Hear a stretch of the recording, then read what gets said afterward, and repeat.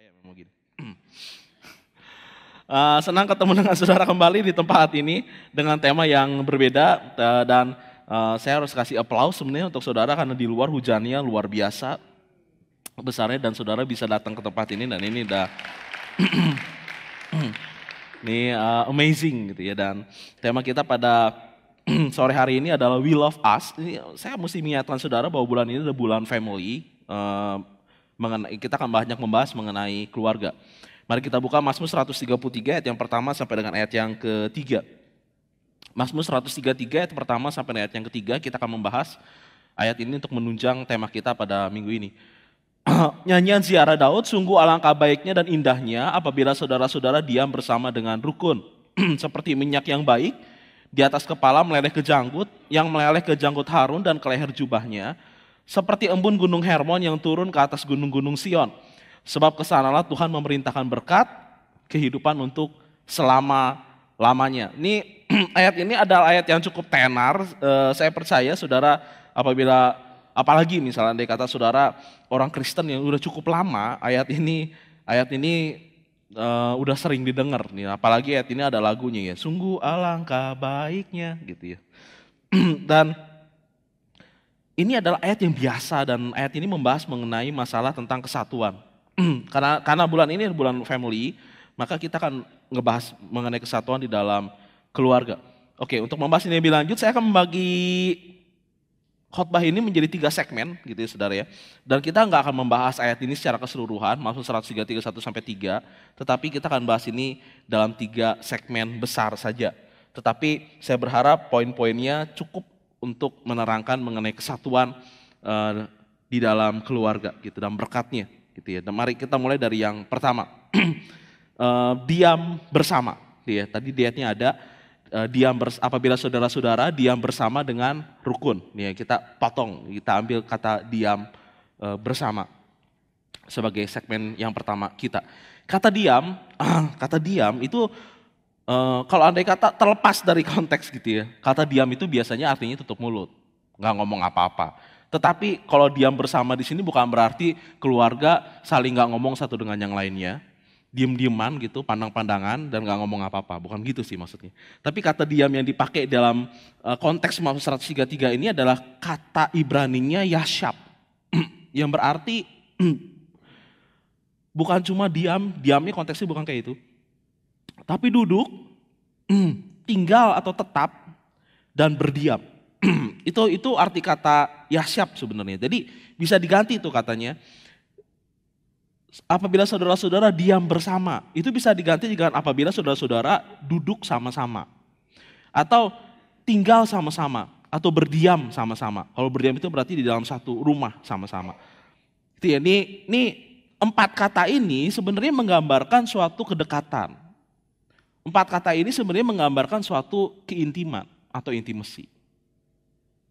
Karena nggak mungkin kalau andai kata duduk sama-sama di dalam satu sofa gitu misalnya, duduk sama-sama jaraknya jauh-jauhan. Nggak mungkin namanya duduk sama-sama pasti deketan. Dan jaraknya itu nggak jauh. Tinggal sama-sama juga nggak jauh, nggak berjauhan. Apa yang mau penulis Mazmur 133 ini sampaikan sebenarnya? Apa yang mau firman Tuhan sampaikan sebenarnya? Yang mau firman Tuhan sampaikan adalah tidak mungkin kesatuan itu terjadi kalau andai kata nggak ada kedekatan. Nggak mungkin. Nggak mungkin kesatuan terjadi kalau andai kata nggak ada keintiman. Kesatuan terjadi dimulai dari adanya kedekatan antara anggota-anggota di dalamnya. Ada keintiman di dalam anggota-anggota di dalamnya. Kalau andai kata itu tidak terjadi, maka kesatuan itu juga nggak mungkin terjadi. Itu yang firman Tuhan hendak katakan. Yang menjadi masalah adalah gini.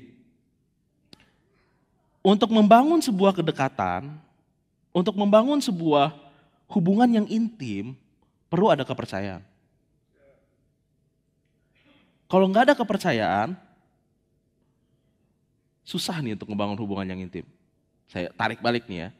Nggak mungkin ada kesatuan, entahkah di dalam keluarga, di dalam life saudara, di dalam gereja, di dalam apapun itu, kalau andai kata nggak ada kedekatan. Nggak mungkin terjadi. Tetapi untuk membangun kedekatan, untuk membangun keintiman perlu adanya trust atau saling percaya. Saya kemarin Google dan ada satu kata yang cukup bagus untuk menggambarkan ini. Katanya gini, a relationship without trust is like a car without gas. You can stay in it all you want, but it won't go anywhere. Sebuah hubungan tanpa kepercayaan itu seperti mobil nggak ada bensinnya. Kita bisa duduk-duduk di dalam mobil itu, kita bisa nyantai-nyantai di dalam mobil itu, tapi mobil itu nggak bakal bisa bergerak kemana-mana.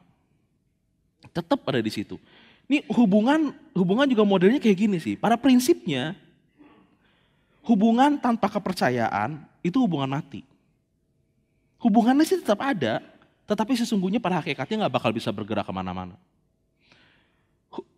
Jangan dikira gini, jangan dikira karena suami istri lalu pasti udah saling percaya. Belum tentu loh.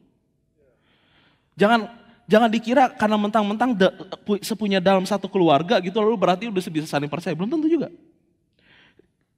Beberapa waktu yang lalu saya dikejutkan dengan pengakuan seseorang yang datang ke saya gitu dan dia ngomong kayak begini nih. Ngobrol-ngobrol kita ngobrol-ngobrol terus dia kelepasan ngomong. Gitu. Dia kelepasan ngomong. Dan saya ingat nih, dan kan itu mengagetkan saya gitu. Makanya saudara jemaat mesti hati-hati kalau ngomong di depan pendeta, nggak boleh kelepasan ngomong. Pendeta bisa ingat. Dan waktu itu dia ngomong kayak gini, bukan jemaat di sini, bukan. Jadi jangan cari-cari teman saya gitu ya. Dia ngomong kayak gini, Nel, saya bikin asuransi jiwanya dia. Kalau andai kata saya nanti nggak ada, uangnya akan dijatuhkan ke anak saya. Cuma istri saya nggak tahu. Saya kaget tuh. Saya mendengar itu kaget tuh. Jadi walinya nih anak, bukan istrinya, bukan. Walinya nih anak, saudaranya. Bisa begitu loh. Dia ngasih tahu reasonnya memang. Kenapa dia nggak mau istrinya tahu dan kenapa dia nggak mau kalau dia kata ada kenapa-napa dengan dia, uangnya itu jatuh ke istri.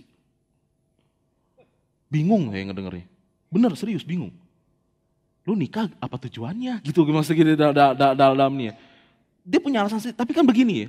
Dia akan menyembunyikan ini aja nih. Dia gak trust tuh sama istrinya. Suami istri. Tapi gak ada kepercayaan dan I wonder kalau andai kata ini terjadi. Gak percaya dengan pasangan hidup saudara. Kehidupan pernikahan akan dibawa kemana? Kalau untuk kesejahteraan anak sendiri, saya nggak percaya istri saya bisa kelola. Nah lalu hubungan pernikahan mau dibawa kemana? Tanpa kepercayaan, nggak ada keintiman. Tanpa keintiman, nggak ada kesatuan. Ini juga berlaku di mana-mana nih dan berlaku di live juga. Dan itu kenapa waktu dulu waktu saya lebih muda dari sekarang. Waktu saya megang live remaja, live youth gitu dulu ya, bukan di sini. Kalau andai pas lagi kita ngumpul, salah satu hal yang harus saya ingatkan sama mereka adalah apapun yang kita omongkan di dalam live ini tetap di live ini. Nggak boleh keluar. Kamu nggak boleh ngomongin sama adik kamu, nggak boleh ngomongin sama kakak kamu, nggak boleh ngomongin sama orang tua kamu. Itu. Kenapa? Karena ini mau membangun kepercayaan. Mereka harus belajar terbuka satu dengan yang lainnya. Saya nggak mau di dalam live ketika ditanya, oke, apa yang mau kita gumulin, apa yang mau kita doakan. Lalu orang-orang ngejawabnya dengan jawaban yang santai, sekolah. Sekolahnya emang ada apa di sekolah? Nggak ada apa-apa sih, doain aja sekolah. Apa yang mau didoain? Keluarga. Keluarganya kenapa? Ya nggak napa-napa sih, tapi doain aja, keluarga aja mau didoain.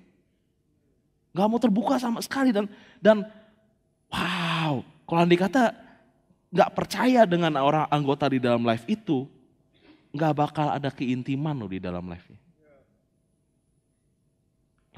Live itu mulai intim ketika saling percaya satu dengan yang lain dan kalau andai kata udah saling percaya, saudara bisa kaget tuh, ngedenger ada apa di dalam live. Karena salah satu anggota live bisa ngomong kayak begini, bapak saya pemabuk. Kalau andai kata pulang malam, dia mabuk, dia pukul mama. Bisa begitu loh ngomongnya. Hah? Sampai kaget saya. Tapi ketika ini adalah rahasia skandal besar di dalam keluarga dan dia bisa cerita sama anggota live. Kalau percaya,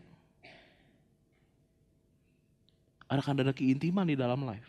Kalau andai kata nggak ada kepercayaan, live-nya mati. Berjalan sih, tiap minggu ada sih, tiap minggu ngedengerin firman Tuhan sih, tapi nggak bakal bergerak kemana-mana.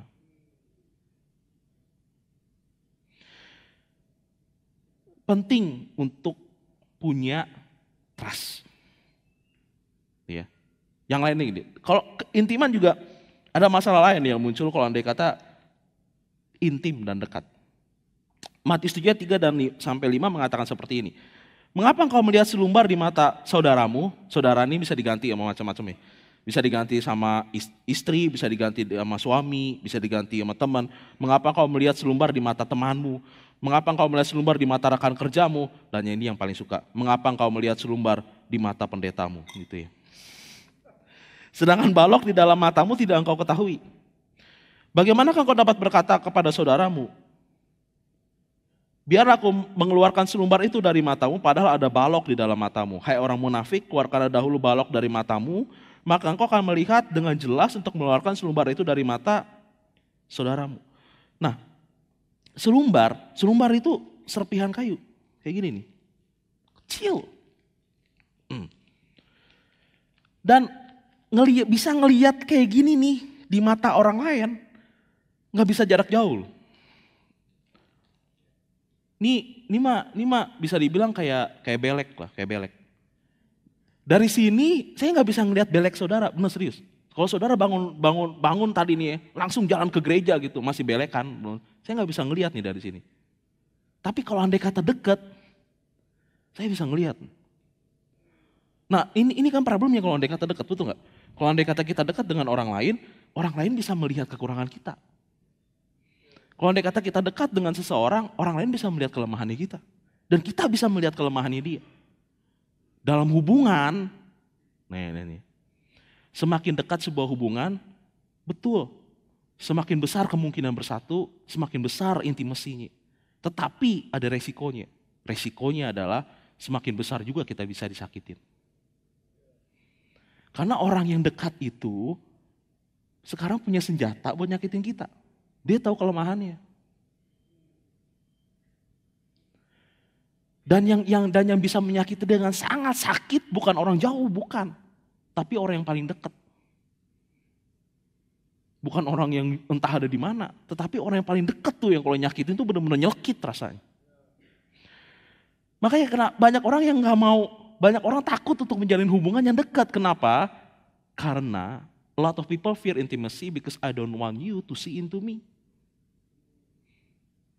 Ini mirip kayak saya lah. Kalau saya berdiri di depan saudara pada malam hari ini, saudara mungkin ngelihat saya, wih Daniel bener-bener luar biasa, pinter banget ya. Ganteng gitu kan. Ngomongnya jago banget gitu. Wih keren banget khotbahnya. Wih gitu lah kira-kira. Karena saudara gak kenal saya, saudara ngelihatnya cuma dari sini doang.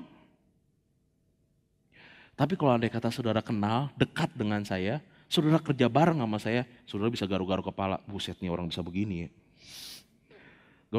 Karena sekarang saudara ngelihat siapa saya. Saudara ngelihat saya dalam kehidupan saya sehari-hari. Dan bagaimana kalau andai kata saya nggak mau saudara ngelihat kelemahan saya. Saya akan jaga jarak jauh-jauh nih. Supaya saudara ngelihat Danielnya itu ngelihat Daniel versi mimbar. Bukan Daniel versi kehidupan sehari-hari. Karena saya nggak mau saudara menghakimi saya. Ya, dan banyak orang menjaga jarak seperti ini nih. Karena kalau andai kata dekat, saya ingat ini bukan nasihat orang tua sih ya, tapi salah satu saya pernah dapat nasihat dari salah satu orang yang lebih berumur dari saya dan ngomong kayak begini. Kalau andai kata kamu punya rahasia, jangan pernah ngomong ke teman. Saya lagi mikir loh bener nih, ini jangan-jangan nih orang pernah dikhianatin sama temen nih. Iya, jangan pernah ngomong ke teman. Mending kamu ngomong, terserah deh, kamu ngomong ke keluarga lebih enak sebenarnya daripada. Tapi ke keluarga juga nggak enak, serius.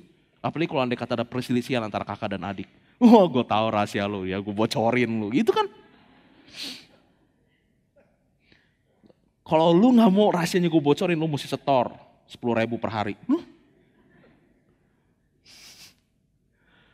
Karena kalau kita dekat dan dia tahu kelemahan kita ini jadi lebih terbuka sebenarnya. lebih rapuh, gampang disakitin. Makanya nggak mau intimasi. Tapi gini, kalau kita tidak membuka diri kita, nggak mungkin ada kesatuan, itu problemnya. Pada akhirnya kita mesti ambil resiko ini. Yang masalah juga kan gini yang masalah. Yang masalah ketika kita mendekati orang lain pakai ini. Nih, saudara tahu nih apa? Nih, saya turun.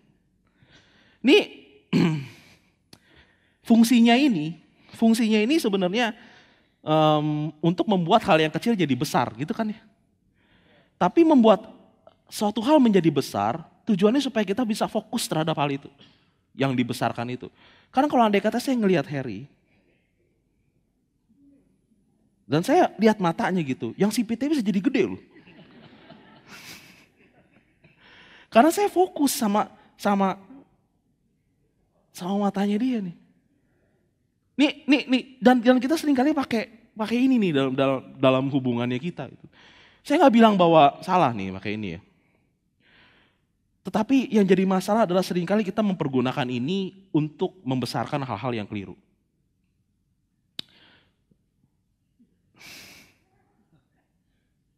Masih belekan kayaknya Her.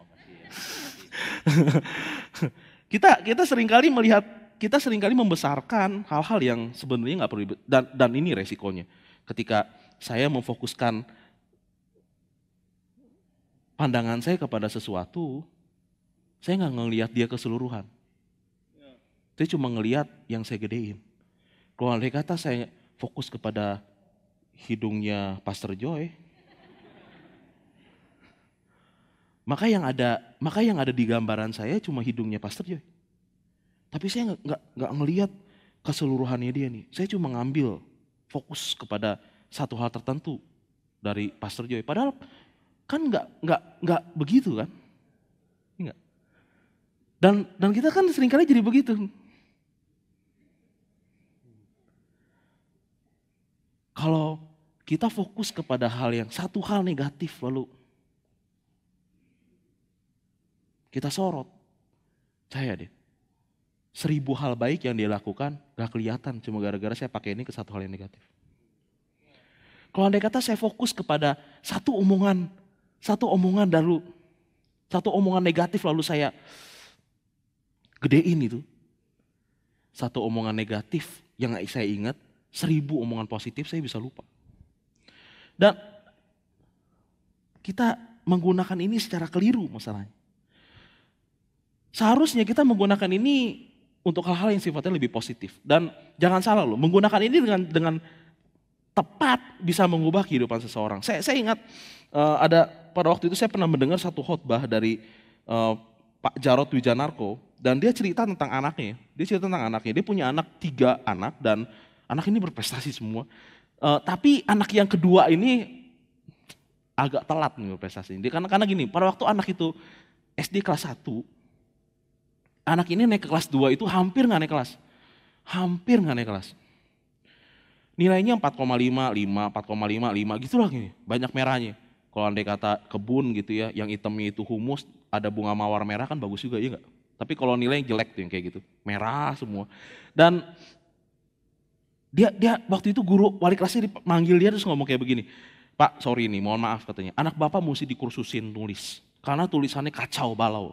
Yang lainnya udah pada bisa baca, nih anak mesti dikejar. Jadi tolong kursusin nulis. Yang jadi masalah nih anak gak mau sekolah. Susah dibangunin kalau pagi-pagi. Dan kalau andai kata ngebangunin dia pagi-pagi, mesti ditempeleng dulu. Ditarik keluar dari ranjang, dimandiin, diguyurin gitu ya. Itu aja mesti dipegangin, karena kalau enggak dia jatuh dia. Masih kelayangan nih. Dan waduh katanya nih Pak Jarotnya bingung dia. Jadi dan akhirnya dikursusin, guru lesnya dia cuma bertahan 1 bulan, 30 hari. Lalu angkat kaki. Dan di akhir guru lesnya ngomong begini ke Pak Jarotnya, Pak sorry, mohon maaf nih Pak ya, waduh pusing nih anak bapak nih. Anak bapak bukan manusia. Anak bapak patung. Karena diomongin apa, bengong aja. Diomongin apa, bengong. Disuruh ngomong bengong, gitu aja kerjaan. Tatapan matanya kosong. Serem untuk bapak nih katanya gitu. Pernah suatu waktu di sekolah, guru wali kelasnya nelfon Pak Jarod, Pak tolong jemput anak bapak dong, jam 3 sore, tolong jemput anak bapak dong. Bingung dia, kenapa saya mesti jemput, bukannya saya, itu anak pakai antar jemput katanya. Kan pulangnya jam 12, kenapa jam 3 dia masih ada di sekolah. Wali kelasnya ngomong kayak begini, iya Pak, mohon maaf, anak ini gak bisa ikut jemputan karena memang anak ini lagi dihukum. Dia gak mau ngisi agenda, jadi ada PR, ada apa, dia gak mau ngisi, diem aja disuruh ngisi. Jadi dihukum, disuruh ngisi di dalam kelas sambil ngadep papan tulis. Dari jam 12 dulu tuh ya, gurunya makan siang, gurunya rapat, pas balik lagi ke dalam kelas, masih ngadep papan tulis, bengong aja. Nih Jarod Wijanoko bingung, nih anak mau diapain, udah segala macam cara, udah dicoba. Sampai pada akhirnya Tuhan ngomong ke dia, dan Tuhan ngomong kayak begini, kamu jangan ngelihat kejelekannya, tapi coba deh, kamu ngomong kepada anak itu yang positif yang dia punya. Dia mikir, anak gue yang positifnya apa ya? Ampun-ampunan ini. Lalu tiba-tiba dia keingetan sesuatu. Ini anak kalau andai kata dikerjain sama temannya nggak pernah balas. Dijailin, dimatiin, diem aja emang gitu anaknya diem aja soalnya. Jadi dicubit ya, diem aja. Lalu dia ini, tuh anak berarti sabar banget ya. Sabar gitu, kayaknya menanggung segala penderitaan gitu lah kira-kira. Tenang, diem gitu. Dan dia dapat ide dan dia ngomong begini ke anaknya. Nak, tahu nggak bahwa papa tuh bangga banget sama kamu. Papa cinta kamu, papa bangga banget sama kamu. Karena papa tahu bahwa kamu adalah orang yang sabar. Kamu adalah orang kalau andai kata temen jahilin kamu tuh nggak bales. Kamu tuh baik banget nak. Papa peluk kamu nih ya, papa bangga punya anak model seperti kamu. Gitu loh. Dan saudara tahu mulai dari saat itu, anak itu ngerasa bahwa dia itu diterima dan itu berharga dan prestasinya naik. Di akhir-akhir sekolahnya, nilai rankingnya itu ranking 2, ranking 1, ranking 2, ranking 1. Dari yang tadinya naik kelas aja mesti dikatrol. Ya bagaimana perubahan terjadi? Perubahan terjadi ketika kita pakai kaca pembesar dan kita ngelihat kebaikan seseorang. Gunakan ini dengan bijak. Karena ini sebenarnya bisa mengubah hidup orang. Kalau digunakan dengan bijak. Dan bagaimana kalau kita ngelihat selumbar? Matius pasal yang ke-6 tadi kan ngomongnya gini, kalau andai kata kita melihat selumbar, biar aku melakukan selumbar dari matamu pada ada balok dalam. Hai orang munafik, keluarkan dahulu balok dari matamu, maka engkau melihat dengan jelas untuk melakukan selumbar itu dari mata saudaramu. Ketika kita melihat selumbar di mata seseorang, kejelekan seseorang, apa yang Tuhan bilang? Apakah Tuhan bilang, ya gedein selumbarnya. Gedein selumbarnya. Enggak ngomong kayak gitu loh Tuhan. Ketika kita melihat selumbar di mata orang, Tuhan mintanya supaya kita ngelihat balok di mata sendiri. Jadi jangan salah pakai alat nih ya. Kalau dalam masalah kekurangan, jangan pakai kaca pembesar, tapi pakai cermin.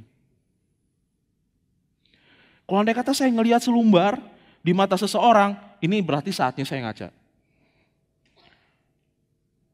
Tuhan, saya ngelihat selumbar di mata teman saya. Tuhan mau ngajarin apa ya sama saya? Apakah saya ada balok dalam kehidupan saya? Apakah ada harus yang saya ubah dalam kehidupan saya? Karena Tuhan bilang, saya kan mesti ngecek ada balok apa enggak kalau andai kata saya ngeliat selumbar. Jangan-jangan saya bisa ngeliat selumbar di mata orang itu karena saya punya balok. Lebih gede dari yang dia punya.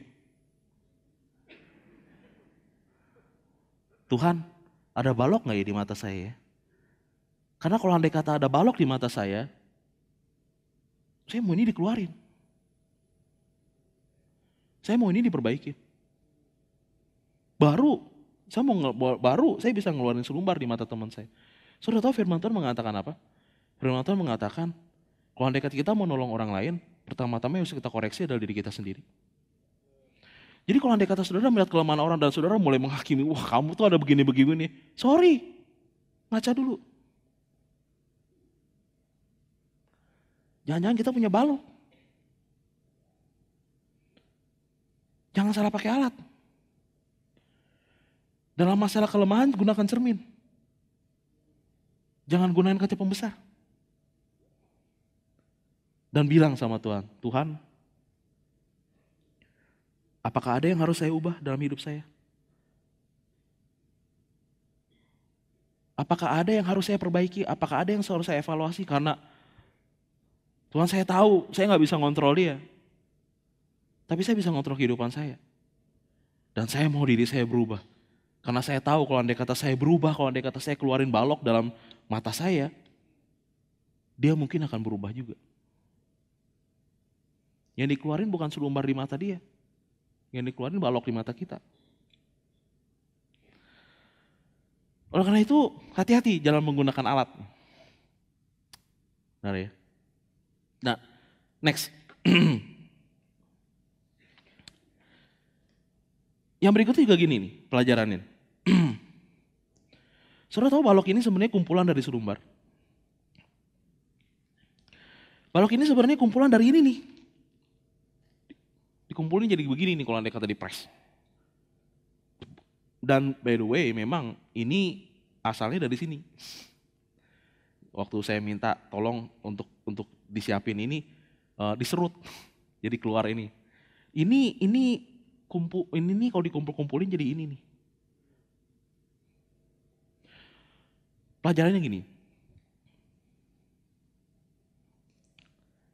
Jangan biarkan ada selumbar di mata pasangan hidup saudara, di mata rekan kerja saudara, di mata teman saudara, di mata anak saudara, di mata orang tua saudara. Terhadap saudara berubah jadi balok. Cepet-cepet selesai. Jangan sampai selumbar itu berubah jadi balok. Karena yang menjadi problem, yang menjadi konflik kebanyakan sebenarnya bukan hal-hal, saya nggak ngomongin hal-hal yang gede nih ya. Langsung peristiwa balok, bukan kayak gitu nih. Tapi kebanyakan yang terjadi dalam hidup adalah, kebanyakan sebenarnya peristiwanya peristiwa-peristiwa kecil, selumbar, kecil.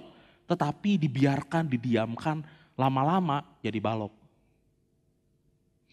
Dan kan banyak, soalnya gini kan banyak perbedaan di antara kita, betul kan? Banyak perbedaan di antara kita dan saya bicara tuh di dalam pernikahan aja, di dalam pernikahan kan dari gaya makan aja kan beda, betul gak? Gaya makan saya dengan istri saya beda. Gaya tidur aja beda. Kalau saya, nih cerita tentang nih saya nih kehidupan. Kalau saya jujur aja, saya nih enaknya, saya tidur terang oke, gelap oke, remang-remang oke. Karena saya tipe pelor, nempel molor langsung. Istri saya nggak bisa terang, tapi juga nggak bisa gelap. Dia remang-remang. Jadi gelapin lampu, tetapi mesti ada cahaya sedikit. Bingung nggak tuh gimana caranya? Itu tipe istri saya, tapi saya ngebayang dalam masalah tidur aja kita beda. Dan ada terus gini, temperatur. Saya senang dingin, istri saya nggak senang dingin. Kalau istri saya kedinginan, masuk angin dia. Saya senengnya dingin. Ya iyalah, orang badan kayak begini kan berasa kayak pakai jaket, ya enggak?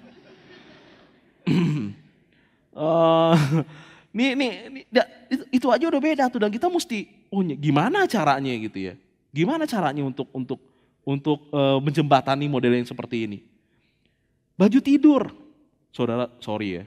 Saya ini orangnya emang agak-agak berantakan punya. Baju tidur saya keluar, lagi masa bujang, baju tidur luar, saya mah kagak pakai acara ganti-ganti baju segala, langsung loncat tempat tidur, berenang tempat tidur. Istri saya, sorry, baju luar, baju dalam, ganti, gitu saya tuh gitu. Jadi pas kalau udah keluar cuma gara-gara jalan ke toko doang beli kerupuk. Kalau beli kerupuk pas datang mau loncat ke tempat tidur, tuh baju udah pakai keluar belum? Udah. Ganti baju. Cuma ke situ doang gitu. Ganti baju, ganti baju. Tapi kalau andai kata saya mendam dari hal yang sepele, begini aja lo ribut. Terus saya simpan di dalam hati. Yang kecil-kecil aja padahal. Terus tambahin sama yang lain. Ya ilah, kecil lagi, ribut. Ya, saudara tahu tuh mulai tuh. Selumbarnya udah mulai ditumpuk. Dan siap jadi balok. Dan iblis pintar.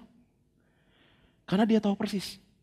Lukas 11:17 ngomong kayak gini. Yesus tahu maksud mereka dan kayak berkata kepada mereka, kalau suatu negara terpecah dalam golongan-golongan saling bermusuhan, negara itu tidak akan bertahan. Sebuah keluarga, itu aja saya ngomong nih.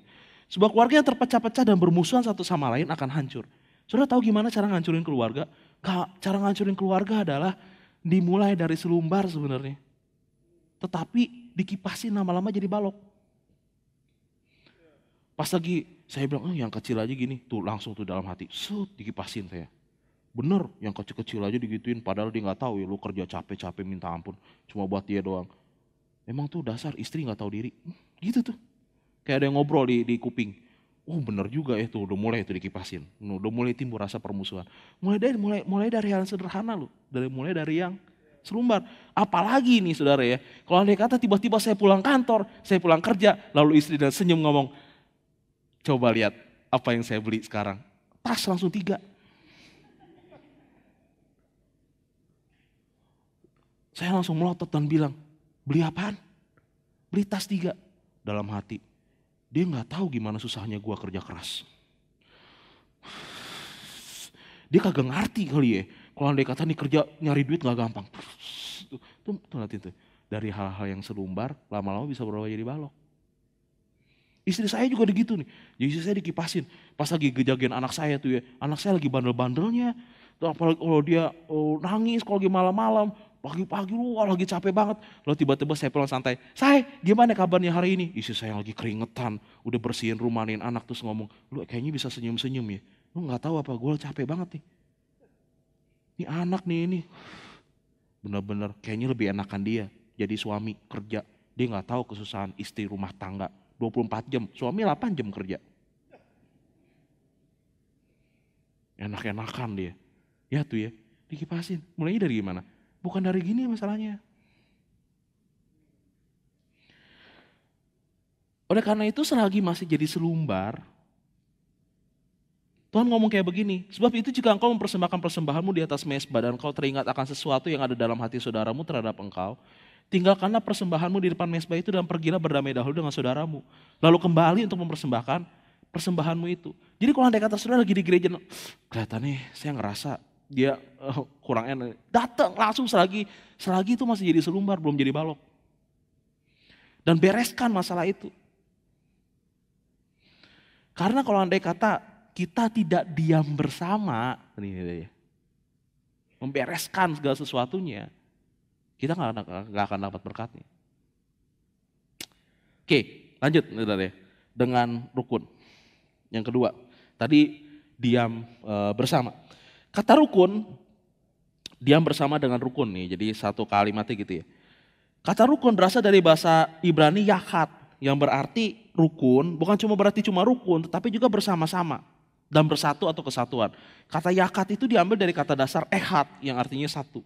Jadi ini ngomongin soal kesatuan yang sempurna. Oleh karena itu kalau andai kata ngomong diam bersama dengan rukun bisa diganti dengan kata-kata duduk bersama atau tinggal bersama dalam kesatuan, dalam satu. Gitu ya. Dan kalau ngomongin soal masalah kesatuan, hubungan yang pertama kali terjadi dalam hubungan dua pribadi jadi satu itu sebenarnya hubungan pernikahan. Kejadian 2 ayat 24 mengatakan seperti ini. Sebab itu seorang laki-laki kan meninggalkan ayahnya dan ibunya dan bersatu dengan istrinya sehingga keduanya menjadi satu daging. Ini kesatuan yang pertama kali gitu ya. Keduanya menjadi satu. Ingat nih, ini terutama buat yang belum married nih. Kata-kata di dalam Alkitab dua menjadi satu, bukan setengah jadi penuh, bukan. Tapi dua jadi satu. Yang jadi problem adalah kita seringkali ditipu sama film soalnya. Kebanyakan nonton film Korea, film Hollywood gitu. Karena film-film yang romantis gitu dan ada apalagi kalau Tom Cruise yang ngomong ke cewek gitu kan nih. Sambil mata berinang-linang, sambil nangis, terus ngomong kayak gini, you complete me. Wah, tuh gak? Tuh orang-orang yang ngedengernya kan, oh, ser gitu kan. Oh gila dia bisa ngomong kayak begitu. Oh gitu loh kira-kira. Ceweknya tuh jadi, kayaknya si cowok gak bisa hidup tanpa si cewek gitu loh kayak gini. Iya, tuh romantis banget sih. Dan kita tuh kalau andai kata gambar-gambar tuh seringkali tuh hatinya tuh cuma setengah gitu. Yang pasangan kita setengah lagi. Digabungin jadi satu. Wah gitu kan ya. Itu gambaran di Google sih. Saya coba cari-carinya gitu. Terus dan kalau andai kata lagi putus cinta nih. Tuh kayaknya hatinya kayak bagi dua. Truk digituin. Sebagian jiwa kita hilang. Setengah nyawa hilang. Saya ngerti sih. Habis kalau andai kata itu galaunya minta ampun kali ya. Jadi setengah nyawa tuh seakan-akan hilang. Tuh gitu. Nih dan di film-film juga ditekankan modelnya kayak gitu. Pasangan kita melengkapi kita. Kalau enggak kita enggak sempurna. Nah salah nih. Bagus sih sebenarnya. Romantis sih. Bisa sih buat kerayu cewek mah. Kalau yang kayak begini-begini. Bikin kelepek-kelepek gitu maksudnya. Keren banget kan? Keren banget. Romantis. Tapi enggak Alkitabiah. Karena Alkitabnya ngomongnya bukan setengah jadi penuh. Bukan. Tapi dua jadi satu. Kita belajar pelajaran tambah-tambahan dulu ya. Dua itu satu ditambah satu, betul kan nih? Saya salah nggak ya? Satu ditambah satu itu dua, bukan setengah. Kalau di dalam matematika setengah tambah setengah satu. Tapi kalau dalam pernikahan setengah ditambah setengah masalah rumusnya, bukan satu. Setengah ditambah setengah itu masalah. Kenapa? Karena kalau andai kata saya setengah, lalu saya menjalin hubungan, saya punya ekspektasi bahwa pasangan saya akan melengkapi saya. Pasangan saya akan membuat hidup saya menjadi komplit dan penuh. Oleh karena itu saya menuntut pasangan saya supaya dia memberikan sesuatu kepada saya sehingga saya jadi penuh. Dan dia melakukan hal yang sama kepada saya. Ini masalah nih. Kenapa? Karena pernikahan yang dilalui dengan setengah ditambah setengah adalah pernikahan yang saling menuntut, bukan saling memberi. Pernikahan yang akan dipenuhi oleh tuntutan-tuntutan. Ini kan lagi problem yang baru lagi nih. Problem yang baru lagi adalah kalau dia bisa memenuhi ekspektasi kita. Kalau enggak, ini unmet expectation. Unmet expectation membawa permasalahan yang baru lagi. Oleh karena itu gini, happiness is not finding the right person, happiness is being the right person. Buat yang belum married, kebahagiaan itu bukan nyari orang yang tepat, tapi kebahagiaan itu jadi orang yang tepat. Kebahagiaan itu jadi gak kayak begini. Karena kalau andai kata kita nyari orang yang tepat dan ketemu orang yang tepat, kasihan banget nih kalau andai kata kita gak mempersiapkan diri kita. Karena kasihan dia, kitanya gak tepat. Orangnya tepat, terus mau diapain coba orangnya? Udah tepat, kitanya gak tepat, kan kasihan dia. Siapkan diri kita menjadi orang yang tepat sebelum menikah. Karena itu gini, sebelum menikah jadi single. Karena object of love itu bukan finding somebody. Atau bukan somebody to complete you, bukan. Tetapi objek dari cinta itu adalah bagaimana saya ini sebenarnya sebelum menikah saya udah komplit. Jadi saya bisa memberikan sesuatu kepada pasangan saya. Karena saya gak butuh apa-apa, saya komplit kok. Punya passion lah melayani Tuhan. Karena sesungguhnya kita ini udah oke kok. Kalau andai kata Paulus nunggu sampai punya pasangan untuk melengkapi dia, setengah perjanjian baru hilang. Kenapa? Karena dia sampai akhir hayatnya gak punya pasangan. Tapi dia tetap bisa efektif kok kalau andai kata walaupun dia gak punya pasangan. Karena dia tahu bahwa Tuhan telah memanggil dia dengan luar biasa. Dan dia tahu kok walaupun tanpa pasangan dia bisa tetap melayani Tuhan dengan efektif. Gitu ya. Lalu gimana dengan kondisi keluarga sekarang? Ayatnya di Efesus 5 ayat 22, 25 dan 6 ayat 1 dan berapa tuh? Lupa saya itu. Nah, nomor 1 dan 4 ini. Bunyinya gini, hai istri tunduklah kepada suamimu seperti kepada Tuhan, hai suami Kasihlah istrimu sebagaimana Kristus telah mengasihi jemaat dan telah menyerahkan dirinya baginya. Hai anak-anak, taatilah orang tuamu, dan kamu bapak-bapak jangan akan bangkitkan amarah dalam hati anak-anakmu. Ini ada yang unik kata-katanya adalah, hai istri tunduklah kepada suamimu. Kenapa nggak dibalik? Kenapa nggak ngomong kayak begini? Hai istri tunduklah kepada suamimu, dan suami kasihlah istrimu. Kenapa nggak ngomong kayak gini? Hai istri, kewajiban suami adalah mengasihi istrinya. Ya. Hai suami, kewajiban istri adalah tunduk kepada suaminya. Disilang kata-katanya. Tapi Alkitabnya nggak ngomong kayak gitu. Alkitabnya ngomong, hai istri tunduklah kepada suamimu. Hai suami, kasihlah istrimu. Kenapa nggak Tuhan putar gitu katanya? Kan pada artinya kan sama, iya nggak? Oh itu juga kok maksudnya. Tetapi kalau andai kata diputar, hai suami, kewajiban istri adalah tunduk kepada suami. Oh gitu, sekarang saya dikasih power sama Tuhan. Saya nuntut istri saya. Kamu mesti tunduk sama saya. Dan ketika istri dibilang kewajiban suami adalah, hai istri, ini kan kata-kata buat istri kan. Hai istri, ya Tuhan, kewajiban suami adalah mengasihi istrinya. Oke Tuhan. Nih kata-katanya buat saya kan. Lalu saya ketemu suami saya dan bilang, kalau dengar gak perintah Tuhan ngomong apa? Hai istri, suami mesti mengasihi. Jadi kalau andai kata you gak mengasihi, sambar petir ya. Gitu. Tapi kata-kata firman Tuhan ini gak begitu. Hai istri, kewajiban engkau adalah engkau harus tunduk kepada suamimu. Hai suami, kewajiban engkau adalah engkau harus mengasihi istrimu. Lihat bagaimana Tuhan menaruh job desk masing-masing di tempatnya masing-masing.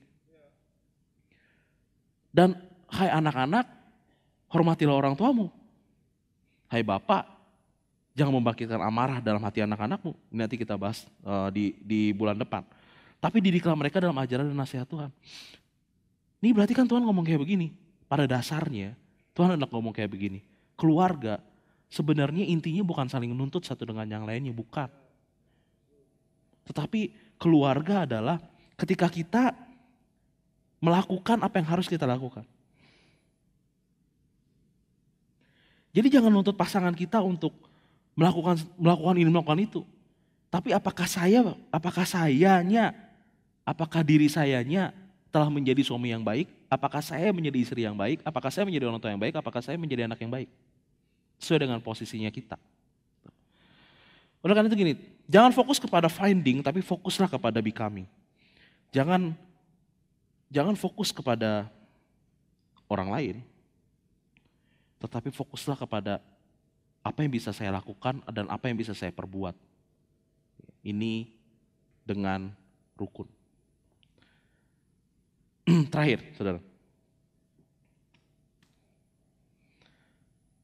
Tuhan memerintahkan berkat. Mazmur 133 ayat yang ketiga mengatakan seperti ini. Sebab kesanalah Tuhan memerintahkan berkat kehidupan untuk selamanya. Satu hal yang cukup aneh adalah kata memerintahkan berkat sebenarnya. Kenapa Tuhan menggunakan kata itu? Kenapa? Oh, ini menggoda saya nih benar serius. Saya minum dulu bentar nih saudara.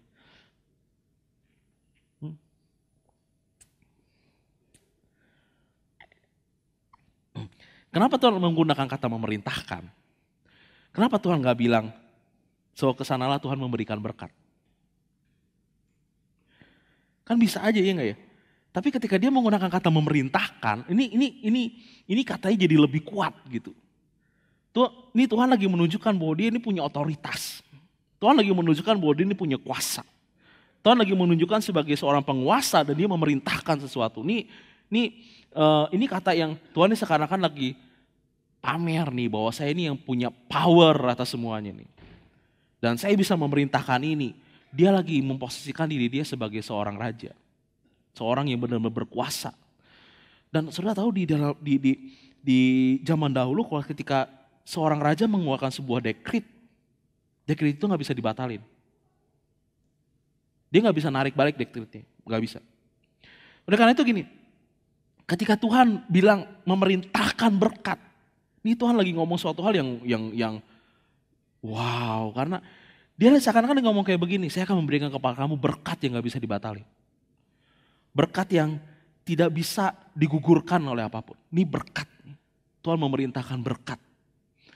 Dan kata berkat di sini itu menurut tafsiran kebanyakan mengatakan bahwa berkat ini adalah berkat fisik. Kata memerintahkan berkat bukan cuma muncul di Mazmur 133, tapi juga muncul di Ulangan 28 ayat yang ke-8. Dan itu lagi ngomongin berkat fisik. Dan ini cukup aneh nih, dan ini cukup unik. Cukup uniknya begini. Bagaimana mungkin hubungan mempengaruhi berkat secara fisik? Bukanlah nggak ada kena mengenanya sebenarnya. Hubungan keluarga dengan berkat yang saya terima dari Tuhan. Kalau andai kata hubungan kita kacau, Tuhan gak akan memerintahkan berkat. Jadi kalau andai kata pada saat ini kita tanda kutip nih ya, kok begini-begini aja ya. Ini yang mesti dikoreksi juga hubungan kita loh sebenarnya. Kok bisa nyambung ke situ ya? Ini menarik nih memang buat dibahas. Tapi yang pasti memang begitu. Hubungan kita di dalam keluarga mempengaruhi apakah Tuhan akan memerintahkan berkat atau enggak. Oleh karena itu diam dan rukun itu penting tuh. Kalau enggak ada ini dua, Tuhan enggak memerintahkan berkat.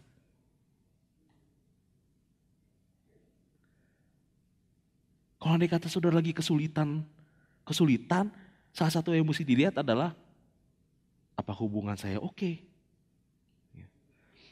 Dan kata kehidupan, kata kehidupan diambil dari kata Ibrani kai, yang berarti yang dipergunakan untuk air yang jernih, segar mengalir, hijaunya tumbuhan, hidupnya kembali kehidupan di musim semi dan kebangkitan. Jadi kata kai itu bukan cuma lagi ngomongin soal hidup, tapi dia lagi ngomongin soal sesuatu yang benar-benar terdapat di alam. Makanya jangan heran kalau andai kata-kata di Mazmur 103 ayat yang ketiga dia ngomong kayak begini, seperti embun yang mengalir dari Gunung Hermon yang mengalir ke Bukit Sion. Gunung Hermon itu tinggi. Dan Gunung Hermon itu sumber Sungai Yordan itu hulunya itu ada di Gunung Hermon. Dan Gunung Hermon itu yang membawa kedingin-dingin ke dataran Israel. Dia membawa kehidupan Gunung Hermon. Jadi ketika lagi ngomongin kehidupan untuk selamanya, orang-orang udah bisa membayangkan karena kata yang dipergunakan adalah kai. Kata yang dipakai buat air jernih yang mengalir, kata yang dipakai buat hijaunya tumbuh-tumbuhan, kata yang dipakai untuk kebangkitan, kata yang dipakai untuk sesuatu yang berkembang bersemi di musim semi. Jadi orang langsung bisa relate gitu ya dengan kata ini dan orang bisa mengatakan, wow kalau begitu, kalau hidup saya ingin indah seperti itu, maka saya harus bersatu, maka saya harus diam dengan rukun. Kalau andai kata pada saat ini hidup kita seperti air yang gak mengalir, begini-begini aja, sumpah gitu ya, kayaknya nggak ada kesegaran di dalamnya, jangan-jangan saudara nggak ada kai, airnya nggak ngalir, saudara hidup di kubangan, nggak ada kesegaran soalnya. Kalau andai kata itu yang pada saat yang kita alamin, kita mesti ngecek nih. Salah satu yang mesti dicek adalah hubungan suami istrinya, hubungan orang tua dengan anak, hubungan antara anak dengan orang tua. Karena tanpa diam dengan rukun, nggak ada berkat dan nggak ada kehidupan yang mengalir. Saya undang saudara berdiri.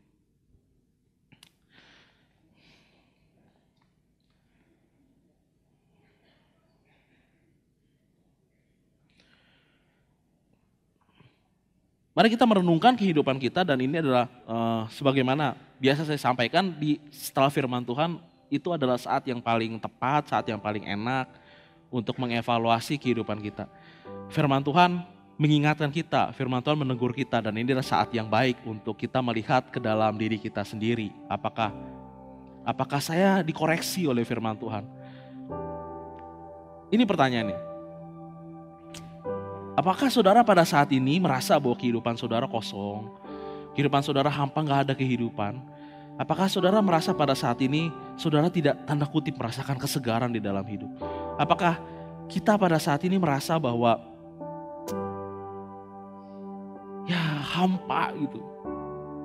Gak ada kehidupan di dalam pekerjaan, gak ada kehidupan di dalam berkat Tuhan, gak ada. Dan saudara tahu apa yang harus kita periksa pada malam hari ini? Firman Tuhan mengatakan, Tuhan memerintahkan berkat, ada kehidupan untuk selamanya bagi mereka yang diam bersama dengan rukun. koreksi diam dengan rukunnya karena pada saat itu. Lihat hubungan kita dengan pasangan kita. Lihat hubungan apabila saudara adalah orang tua, lihat hubungan orang tua dengan anak. Evaluasi. Apabila pada saat ini saudara adalah anak, coba ingat-ingat hubungan saudara dengan orang tua dan hubungan saudara dengan adik atau kakak. Dan saya mengundang saudara, apabila saudara pada malam hari ini datang suami istri atau keluarga, gandeng tangan keluarga saudara, pasangan saudara, dan katakan begini, apakah saudara menginginkan berkat dari Tuhan? Apakah saudara menginginkan kesegaran yang berasal daripada Tuhan? Jika iya, inilah saat yang baik untuk saudara rekonsiliasi juga. Untuk mengampuni cuma butuh satu orang, tapi untuk rekonsiliasi butuh dua orang. Dan katakan, saya mau berkat dari Tuhan, Ma atau Pa. Atau apabila itu anak saudara, mau gak ngelihat keluarga ini diberkati oleh Tuhan? Kalau pada malam hari ini saudara gak ada keluarga di sekitar kita, di sekitar saudara pada malam hari ini, saudara ingat, apakah saudara memiliki hubungan yang baik dengan keluarga saudara? Apakah ada yang perlu saudara ampuni? Apakah saudara memiliki kepahitan kepada salah satu anggota keluarga? Apakah saudara memiliki kepahitan kepada orang tua? Apakah saudara memiliki kepahitan kepada anak?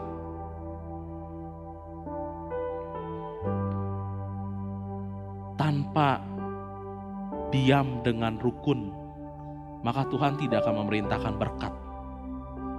Tanpa diam dengan rukun, maka tidak akan ada kehidupan untuk selamanya.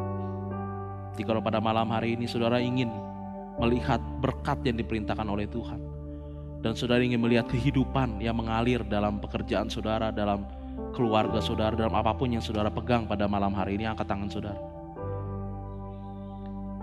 Angkat tangan saudara, nyatakan komitmen saudara di hadapan Tuhan. Tuhan, saya ingin memperbaiki hubungan saya.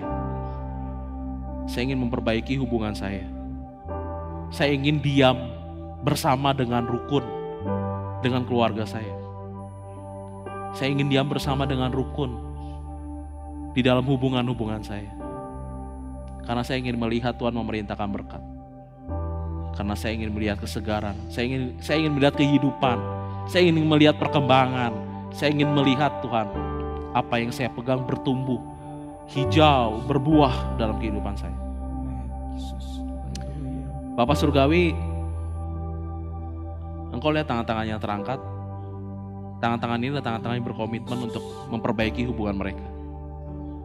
Mereka rindu Tuhan, keluarga mereka diberkati dalam nama Tuhan Yesus. Mereka rindu usaha mereka diberkati dalam nama Tuhan Yesus. Mereka rindu apapun yang mereka kelola diberkati dalam nama Tuhan Yesus Kristus. Mereka akan melihat pertumbuhan, mereka akan melihat perkembangan, mereka akan melihat hal-hal yang luar biasa yang Tuhan taruh dalam kehidupan mereka. Dan itu dimulai ketika mereka mulai memperbaiki hubungan mereka. Pada saat ini kami berdoa Bapak Surga, lihat komitmen-komitmen mereka. Lihat komitmen mereka ketika mereka mengampuni. Lihat komitmen mereka ketika mereka memaafkan. Lihat komitmen mereka ketika mereka membuang selumbar dan balok di dalam mata mereka. Bapak Surgawi, pada saat ini aku berdoa di dalam nama Tuhan Yesus Kristus. Perintahkanlah berkat di dalam kehidupan mereka. Dalam nama Yesus. Berikan kepada mereka kehidupan. Bukan kehidupan yang sementara, tetapi kehidupan untuk selamanya. Amin. Karena kami percaya Bapak Surgawi, kami akan melihat perbuatan tangan Tuhan yang dahsyat dalam keluarga mereka. Kami akan melihat bahwa Tuhan adalah Tuhan yang berkarya dalam kehidupan mereka. Terima kasih Bapak. Terima kasih Bapak. Pegang komitmen mereka. Pegang Tuhan keluarga mereka. Ikat mereka dengan tali kasih-Mu ya Allah. Tali kasih yang saling betul-betul mencintai satu dengan yang lain dan menempatkan Tuhan di atas segalanya dalam keluarga mereka. Terima kasih Bapak Surgawi. Terima kasih Tuhan.